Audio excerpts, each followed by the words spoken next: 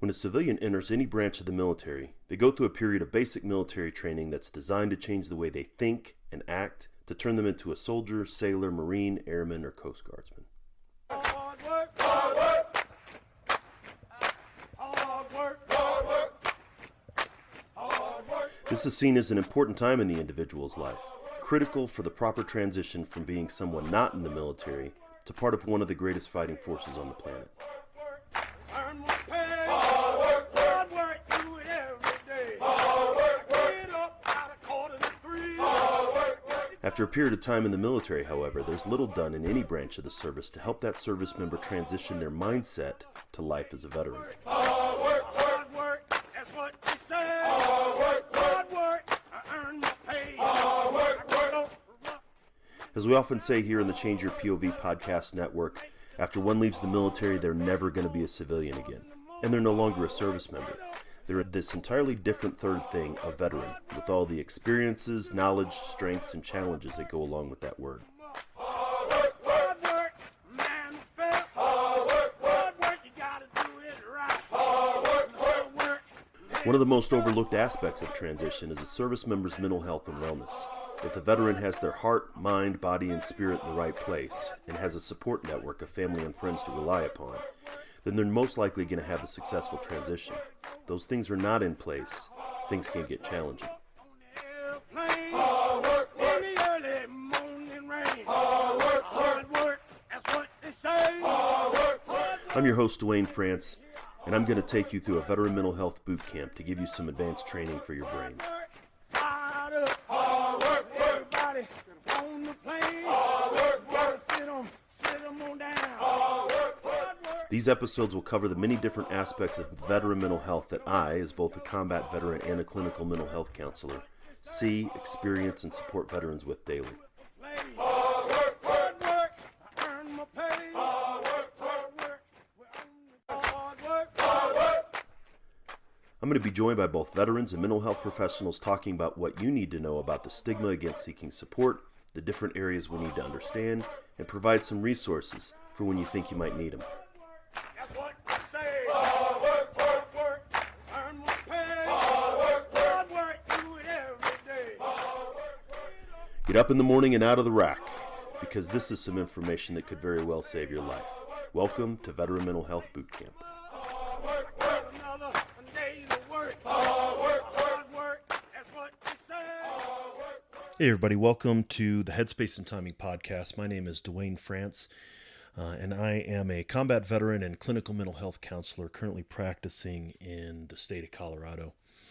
I'm also the creator of Headspace and Timing, the blog, the podcast. There's an ebook, but all of the information that we have here is designed to change the way that we, as veterans, as community, think and talk about veteran mental health. This is the beginning of a series on veteran mental health, looking at things beyond PTSD and TBI. And when we talk about veteran mental health, many people think about post-traumatic stress disorder as sort of one of the primary challenges that veterans face. And of course, now with the current wars going on, traumatic brain injury is really a focus as well. But I'd like to talk both today and then at length over the next couple weeks about some different things regarding veteran mental health and going beyond just PTSD and TBI. So the Change Your POV podcast network with the hosts Eddie and Bennett have allowed me to sort of take over the airwaves for a series of podcasts. They're going to look at a bunch of different aspects of veteran mental health. Hard work, hard work. Hard work, work. There you go. Hard work. Everybody doing it right. Before we get into that, though, I'd like to tell a story because stories are important, and this will kind of illustrate the point. So this is a story about Skip. Skip was a soldier. Skip joined the Army, and he went to combat, and when he came back, he wasn't the same. See, Skip grew up in Detroit. He was the oldest of two boys, and he was raised by a single mother. He joined the Army and went off to war, as I said, but when he came back, his friends saw that he had changed, They could tell that something was different. Of course, they didn't know about the nightmares, and nightmares were gripping Skip pretty hard. They did see pictures that he brought back, though, pictures of the enemy dead, and he kind of stayed in his house and looked at him and showed them. Skip had a hard time getting a job. He was previously outgoing and friendly, but he didn't have much success in job interviews. He only tried for, low-level jobs with minimal qualifications and still struggled to get a job. When potential employers would ask him a question, he would mumble and kind of avoid, and he wouldn't get the job. He did eventually get a job about 6 months after he came back from combat, directly because of his military service. But the good job, or the goodness of the job, it didn't last very long. He started missing important meetings, and he started spending money that he didn't have. Skip tried treatment several times, but it didn't seem to do any good. Every time he went in, he would leave before completing treatment, and he seemed worse off than he was before. Skip finally left treatment for good. His car was repossessed. He took out a loan that he couldn't repay and stayed at home or slept and watched TV. He didn't pay his mortgage in over 9 months. His wife was in the hospital for a surgical procedure that they couldn't afford, and the house that they were living in was about to be foreclosed. One night, Skip had some friends pick him up and take him downtown. He was going to get some money from someone who owed him something. Skip went into a bar, had a couple of drinks, walked across the street to a convenience store. He walked up to the register to buy a pack of cigarettes. When the cashier opened the register, Skip pulled out a .22 caliber pistol and demanded the cash. There was a struggle for Skip's gun, and Skip pulled the trigger twice, wounding the cashier. And the cashier, who was the owner of the convenience store, reached down for his own gun and opened fire on Skip. The cashier warned Skip, even after shooting him twice, wounding him, that he was going to kill him. But Skip didn't move, didn't stop pointing his gun, so the owner continued to fire. Skip was taken to the hospital and pronounced dead. His funeral was held with full military honors at Arlington National Cemetery, and it currently rests in Lot 471, Section 31. Now, many people who are listening to this may think that this sounds familiar. Many people that I've told this story to, that I've spoken to, said that this sounds like a pretty familiar story. But it may not be familiar for the reasons that you think. You see, this is a story of Specialist 5 Dwight Skip Johnson, awarded the Congressional Medal of Honor for actions near Dak To, Vietnam, on January 14th, 1968. Even the circumstances of the firefight that resulted in Dwight's Medal of Honor are familiar with many veterans today. He had spent a year as a member of a tank crew that he grew to love as a family. He was switched to another tank crew the day before the battle at Dak To.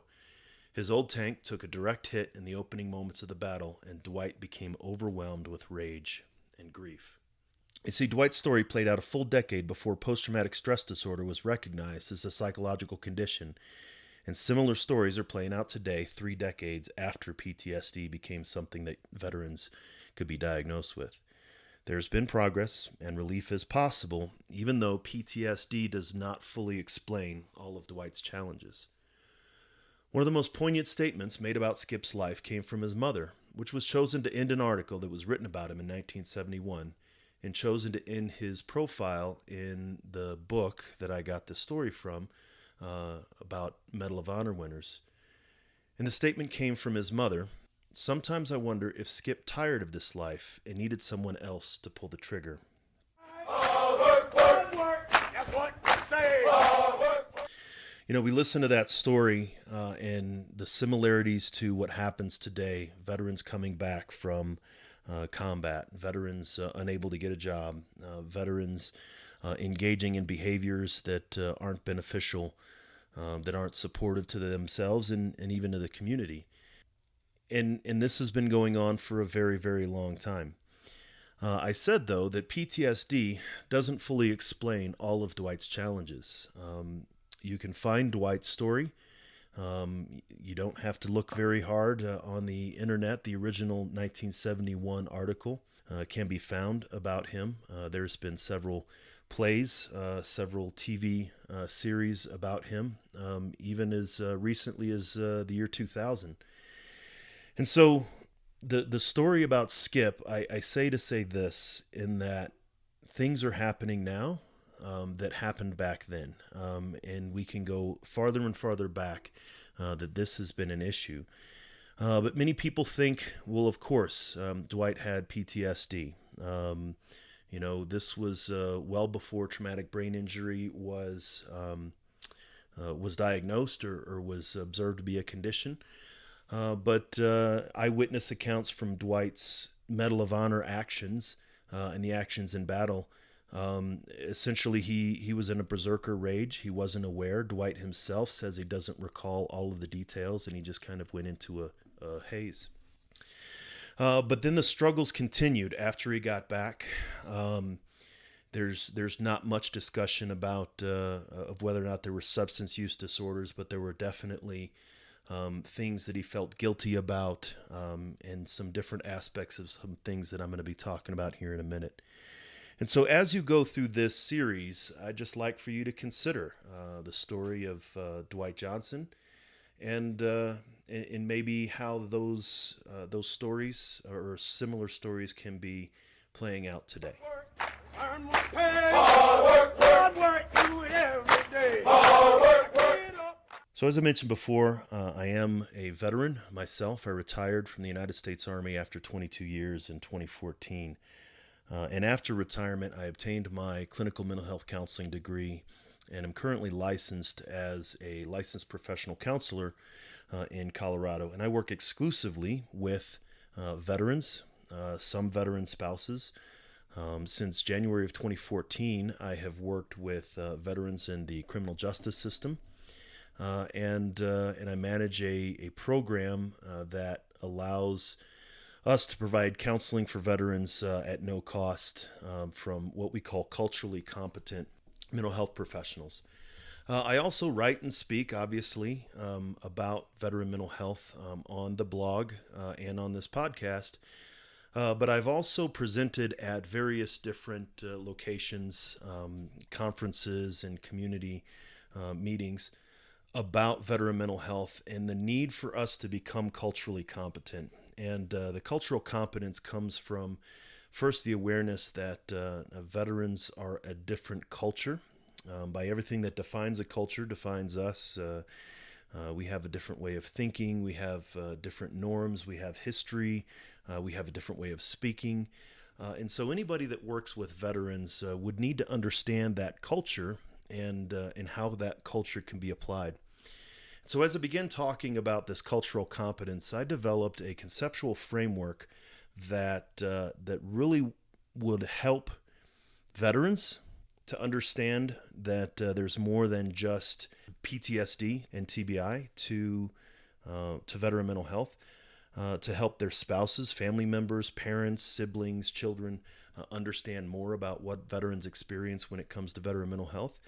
And then those that support veterans, maybe you work in a nonprofit, or maybe you're a mental health professional that you work with veterans, and you need to understand what veterans are experiencing. And so that's the purpose of the conceptual framework that I developed and presented, but also the purpose of this series of podcasts is to help you understand what it is that veterans are experiencing when it comes to mental health.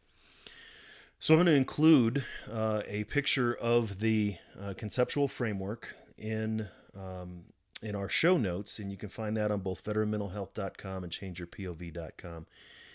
But I want you to consider, say, the pie or the entirety of veteran mental health. And most people consider, like I said, PTSD and traumatic brain injury to be the major things. I've had other professionals come to me and ask me, how many deployments do you have? And I said, 5 overall in my career. And they said, well, of course you have PTSD. You have 5 deployments. Why wouldn't you have PTSD? And that's coming from other professionals in the community. And it's not necessarily like that. Not all deployments are made equal. Those of you who served understand that. 3 of my deployments were not particularly traumatic at all. They weren't challenging. I didn't get into a firefight. The separation was difficult, but there wasn't any trauma that one would consider. So this is an attempt to help you understand about PTSD and TBI and the other aspects of veteran mental health. So first, I'm going to kind of walk through a little bit what some of the challenges that veterans are dealing with. Of course, the first thing that comes to mind is sort of the fear, the anxiety that veterans would experience when it comes to maybe crowds or triggers reminders of a traumatic event. And that is post-traumatic stress disorder. That is an injury of the behavior. It's much more complicated than that, but a traumatic event occurred, and then something else occurs later that reminds me of that traumatic event, and I have a psychological, behavioral, cognitive, emotional reaction to that trigger. Another thing, again, a very common is pain and physical injury.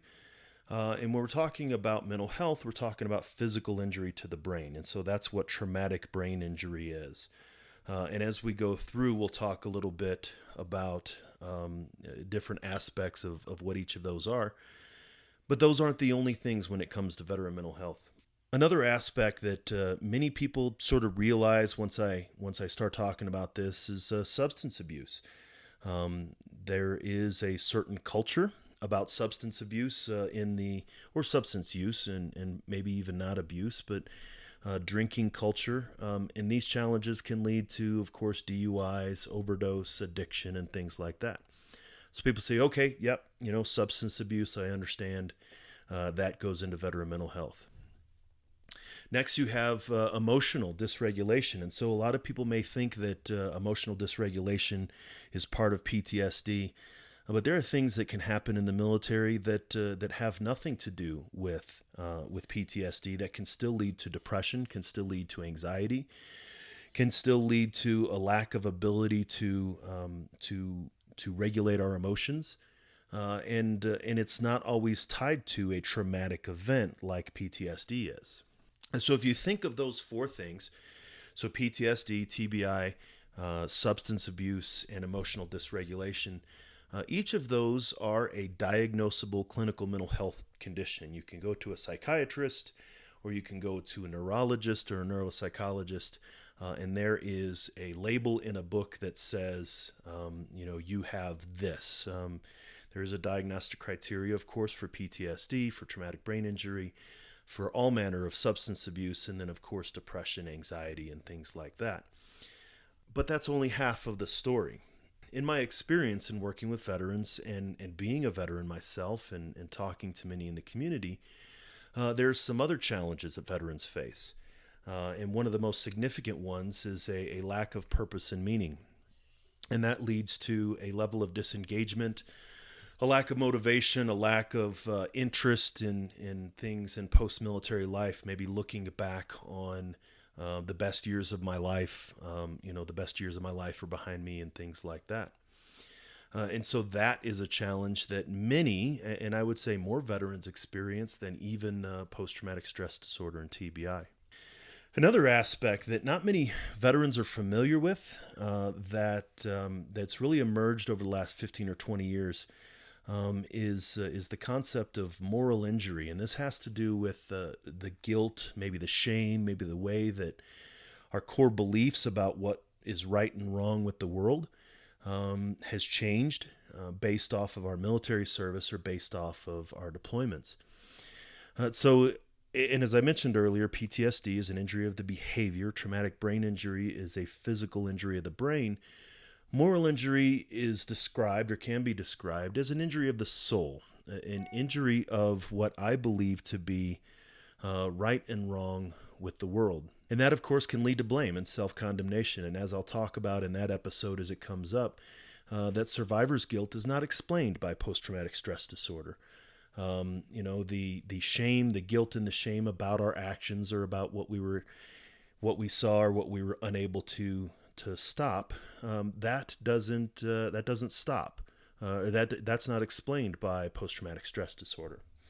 And so moral injury is another significant challenge that many veterans face. Another aspect that I have witnessed, that I have seen with veterans, is a level of frustration once they leave the service. Think back to that story about Dwight, the challenges that he had getting a job. He was frustrated. Yes, his emotionality was changed. His personality was changed. There was depression there, likely. But frustration is due to a lack of being able to meet our needs, and not being able to fill our needs, not being able to, I guess, meet old needs in new ways, learning how to do that. And then the last aspect of veteran mental health that I want to talk about and we're going to discuss is relationships. And so there can be challenges in relationships, and this can lead to problems such as divorce and domestic violence and disrupted families. And so if you have this wheel, right, this entire picture, the picture of the pie, of all of these different mental health conditions, then of course you have some of the challenges that keep veterans from addressing those things. And the first is really sort of an internal barrier to seeking treatment, and that's the internal stigma, what I think about veteran mental health, what my attitude towards veteran mental health is. The warrior ethos that I'm going to suck it up and drive on. And it's not just psychological concerns, it's physical concerns. I retired in 2014, but I injured myself on a jump in 2012. And I was airborne. I was serving with the 10th Special Forces Group at the time in their support element. And I injured myself, and I had to jump twice more out of a perfectly good airplane because I didn't want to believe it. I didn't want to, I didn't want to admit it to myself. I didn't want to think that I couldn't do what I used to be able to do. And to be honest, injured myself more. And so there's a suck it up and drive on attitude when it comes to physical and to mental that many veterans, many service members sort of feel from the inside. And then there's, of course, external barriers to veterans receiving treatment. Things like stereotypes, and I've written about this before on some of my blogs, the stereotypes of the veteran as a villain, this John Rambo, or this, even looking at, people would look back at Dwight's story and point to that and say, well, of course, he tried to rob a convenience store. Or that they were a victim, that they're just some broken warrior that needs to be saved and coddled and helped. And there were those aspects in part of Dwight's story as well, where people would come in and rescue him. Some of the bounce checks were covered by people in the community because they just pitied him.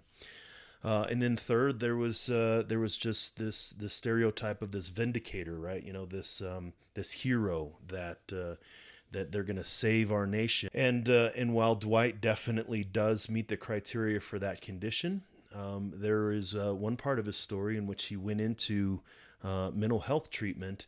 And then when he was there in the hospital for inpatient mental health treatment, the directors of the hospital got him out, put him in his Class A uniform, and took him down to the American Legion and showed him off. And Dwight said, "You do that again, I'm leaving and I'm not coming back." But there's this aspect of, look at this great hero, look at this great individual, and we're not those stereotypes. We can be each of those things, maybe at different times, but we're not any of them necessarily. Another external barrier, peer judgment. There are barriers to care, societal judgment about PTSD, stigma just against help seeking in general. And then there are situational and systematic causes for these kind of behaviors. So if you think about sort of this concept that we have, and these are all the challenges that veterans can face. I'm not saying all veterans experience these things, but the more of these things that a veteran experiences, the harder transition can get, leaving the military can get. Perhaps if a veteran is only dealing with post-traumatic stress disorder, which one can get not just from combat, but natural disasters or vehicle accidents and things like that, If that's the only challenge maybe that a veteran is experiencing, then okay, maybe transition's not going to be that bad. But then if it's compounded with substance abuse and perhaps traumatic brain injury, and things that occurred that developed emotional dysregulation separate from PTSD and moral injury, and the fact that I'm frustrated because I can't get my needs met, and I don't feel like I have purpose and meaning, and my relationships are falling apart, then it's much more challenging for that veteran to be able to have a successful transition. And that's where mental health professionals come in. And really, if any message, there's many messages I think I want you to get throughout this series. But the first message and the main message is that mental health professionals have the ability and the skills to be able to help veterans with each of these individually and all of these collectively. There are mental health interventions that absolutely do work for post-traumatic stress disorder. Things like cognitive behavioral therapy, prolonged exposure, eye movement desensitization and reprocessing, called EMDR. These things will help if the only thing that a veteran is dealing with is post-traumatic stress disorder. TBI, traumatic brain injury, neurological interventions, cognitive interventions, things like alpha stim, things like neurofeedback and biofeedback, and things that would harness the brain's natural inclination to heal itself. That if we know that it's traumatic brain injury, there's things we can do. We know that there are things with substance abuse that can actually support recovery from addictions, motivational interviewing, relapse prevention. There are concepts that really help a veteran overcome emotional dysregulation. Things like Aaron Beck and Martin Seligman, the concept of learned helplessness, the idea of we're being trapped and we can't get out, and that leads to depression. And so there's ways that mental health professionals can actually provide interventions to support that. There's an entire field of psychology called existential psychology that can help veterans understand purpose and meaning. And giants in that field like Viktor Frankl and Irvin Yalom and Rollo May, learning how to apply their concepts to veterans and the unique challenges of veteran mental health can definitely support. The idea of moral injury. They're currently developing interventions that address moral injury specifically, separate from post-traumatic stress disorder. There's the leaders in this field like Brett Litz and Jonathan Shea and others have developed interventions, maybe along the lines of cognitive behavioral therapy, but maybe something different, old techniques in new ways. But the cognitive behavioral therapy that we would address with moral injury is different than the cognitive behavioral therapy that we would apply to emotional dysregulation, which is yet different than that which we would apply to PTSD. Moving on to the needs fulfillment, the frustration, one of the most well-known, especially in business and started out in psychology, is Maslow's hierarchy of needs. And in that episode, as we go through, we'll talk about how we were able to meet our needs on Maslow's hierarchy in one manner, which when we were in the military, and then we need to figure out how to meet those old needs in new ways once we leave the military, and until we do, we can kind of get frustrated. And then, of course, there's an entire system of mental health help in family systems, relationship counseling, and couples counseling and family dynamics. And so there are mental health professionals that have training experience in family systems that can really support a veteran to recover if that's the area that they're having a challenge in. So it's this conceptual framework that we're going to be following as we move through this next series. There's one aspect of veteran mental health that isn't on this conceptual framework, and that's one of the biggest things that I've heard from readers, that I've heard from those who've listened to the podcast is, what about the meds? One of the reasons why veterans will avoid mental health counseling, among many of the reasons, is the fact that they think the only thing is going to happen is that I go to the VA or I go to my doc and all they're going to do is throw meds at me and I'm going to turn out like a zombie. Some of that does happen, but I'm going to have a discussion with someone who is in that field and who is a medication provider that's going to talk about how it could be, or maybe how it should be, or how it has the ability to be when it comes to medications and veteran mental health. Quarter to three. Hard work, work. To go and earn my pay. Hard work, work. Put my boots on and lace them up. Hard work, work. Another day to work. Hard work, work. Hard work. That's what they say. So now that we've heard the story that sort of gives the reason, and for me is one of the real reasons that I want to get this message out, is so stories like Dwight's did not continue to happen, and the people understand maybe the impact of military service and combat on all aspects of veteran mental health. And now that you've heard sort of the concept and how we've gone through, I'd like to introduce sort of the shows that we have coming up. And so over the next 2 weeks, we're going to be releasing a series of shows and conversations that I've had with individuals about each of these different areas. Some with veterans, some with mental health professionals, some with mental health professionals who are veterans, and some with mental health professionals who are not. And so coming up on episode 26 of the Headspace and Timing podcast, a former Marine, David Smith, is going to be talking about internal stigma. And David is not a mental health professional, but he's someone that has written extensively and spoken extensively about his own struggles about veteran mental health and suicide. And we'll talk about some of the stigmas that a veteran has that keeps them from reaching out for treatment. Then after that, in episode 27, I'm going to be meeting with a colleague and having a discussion about the external barriers, those barriers that I talked about, stereotypes and different types of barriers. And that's Erin Fowler. She and I have worked together on several different projects. She's with the University of Colorado Springs Veteran Health and Trauma Clinic, and she's going to talk from her standpoint about some of the barriers that exist. And then in episode 28, we're actually going to talk about PTSD, because that is an aspect that's part of this overall thing. And so what it is and what it isn't. I'm going to be joined by Dr. Mary Catherine McDonald and Dr. Marissa Brandt, two professors, not mental health professionals, but these are professors that have studied PTSD extensively and looked at it over its course for over a century. And so the three of us are going to have a conversation about post-traumatic stress disorder, talking about maybe the differences between PTS and PTSD and how it manifests itself. After that, in episode 29, Dr. Blair Cano and I will have a conversation about traumatic brain injury. Dr. Cano is a neuropsychologist and a Navy veteran. And she and I, again, have worked in a couple of different ways with a couple of different projects. And Dr. Cano is an expert and is experienced in treating and supporting veterans with traumatic brain injury.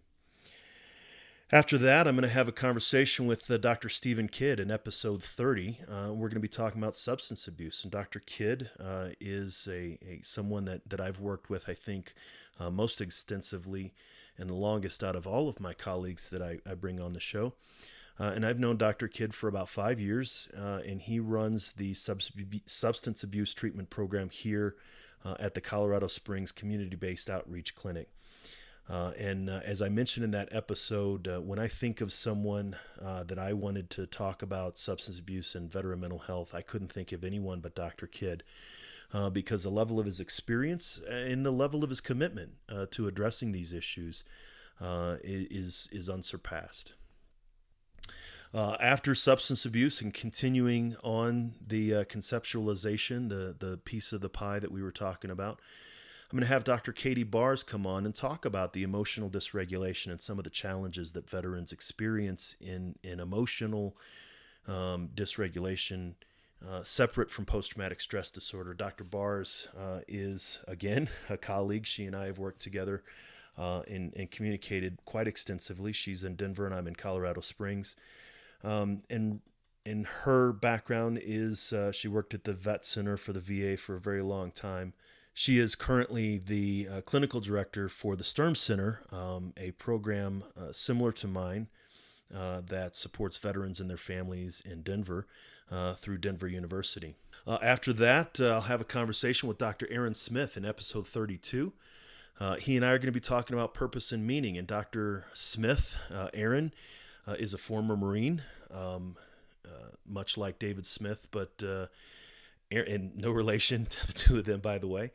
But Aaron, like me, left the military and got his clinical mental health counseling degree, and then went on to get his PhD. Is currently an assistant professor with Western Washington University. But he's done his extensive research and his dissertation and a lot of his ongoing research on existential psychology and how existential psychology can support post-traumatic growth and purpose and meaning. After that, I have a discussion with Dr. Joseph Currier in episode 33. And Dr. Currier is one of the leading professionals in the area of moral injury, specifically with the assessment of moral injury and the development of moral injury and how it can be treated in veterans. And he and I will have a discussion about sort of how moral injury as a concept plays out and even how it's diagnosed. After that, we're going to take a break from the mental health professionals and head back to just a good old veteran and my buddy, Eddie Lazary from the Change Your POV podcast network, the guy that either has all of the responsibility or blame of bringing this little band of brothers together. But Eddie is going to talk about needs fulfillment and how Maslow's hierarchy of needs can be seen to adapt. One of the reasons, and Eddie and I talk about it, and I mention it in the podcast, is this is an area that's not very well researched or even focused on by mental health professionals. I've written about it on the blog, but there's not a lot of peer-reviewed or research done on how Maslow's hierarchy needs and needs fulfillment is found in the military. But Eddie talks about, again, his own journey, leaving the military, his own challenges in fulfilling his needs, how he developed the ability to meet his needs, and then a conceptualization that he created that he calls the veterans hierarchy of needs. After that, we will be talking to Joshua Krameyer in episode 35. Joshua and I actually have worked at a couple of different agencies together at the same time. And like me, he is an Army veteran, an Army combat veteran. But instead of working with individuals as a clinical mental health counselor, as I do, Josh is a licensed marriage and family therapist. And so Josh and I are going to be talking about family systems and how things are with relation to the families. And then we're going to wrap it up with a discussion with a retired Army lieutenant colonel, former chief of behavioral health, and a board-certified psychiatrist, and my boss at my day job, so to speak, Dr. Charles Weber. And Dr. Weber and I are going to talk about how medications can support and sometimes get in the way of, or how it can be a part of veteran mental health. And so through that whole series, over the next 2 weeks, as I said, we're going to be having conversations about each of these aspects of veteran mental health. And then there at the end, we're going to wrap it up. And I'm going to be joined by the other co-host of the Headspace and Timing podcast flagship show, Bennett Tanton. And Bennett and I are going to have a conversation about sort of this whole series. Bennett's going to be joining you as you listen to this and work your way through. And then at the end, he and I are going to have a conversation about sort of what his thoughts were, maybe some of the things that he picked up, and how he sees some of these play out in the work that he does with veterans. And so all told, there's going to be 13 episodes, and there's going to be over 12 hours of content. And you can literally spend a full day watch or listening to this and really digging into this.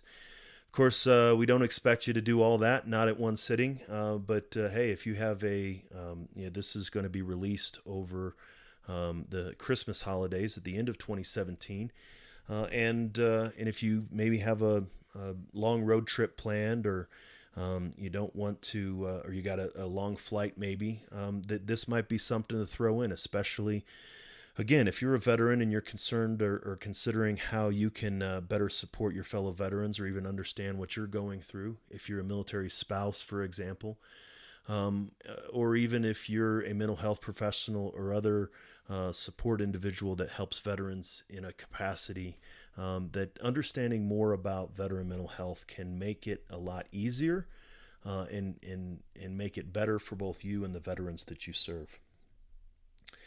So I appreciate you taking the time to listen to this show, this episode.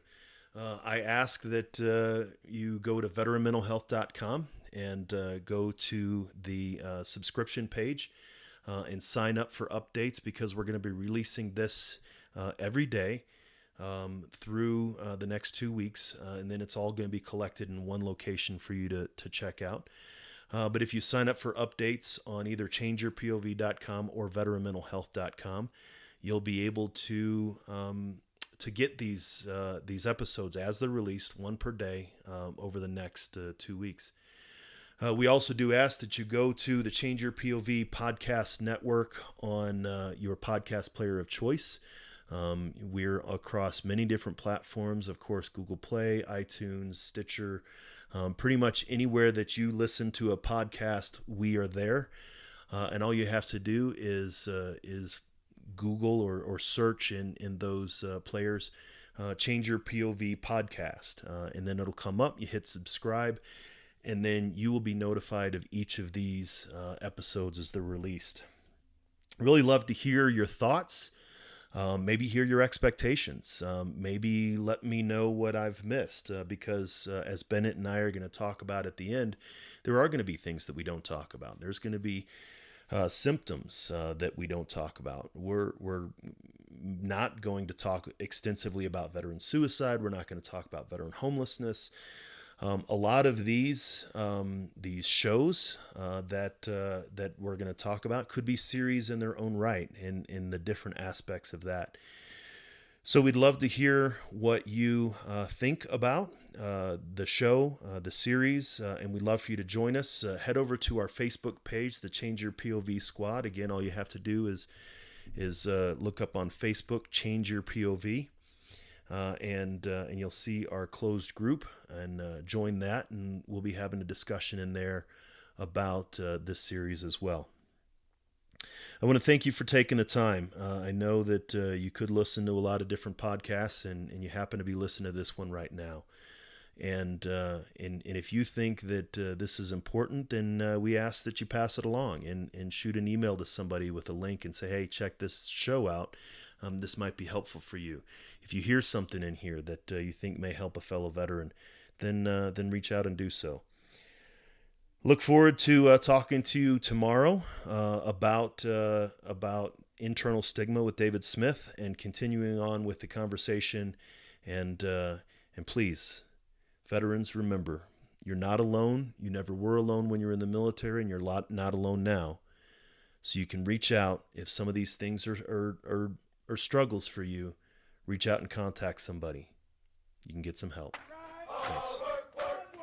That's what I say.